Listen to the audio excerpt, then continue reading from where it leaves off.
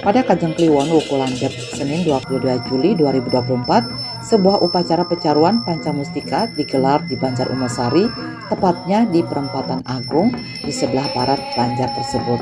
Upacara ini dipimpin oleh Jero Mangkudalem Pogading dan dihadiri oleh para perangkat desa, Jero Mekel, dan Krama Banjar Umosari.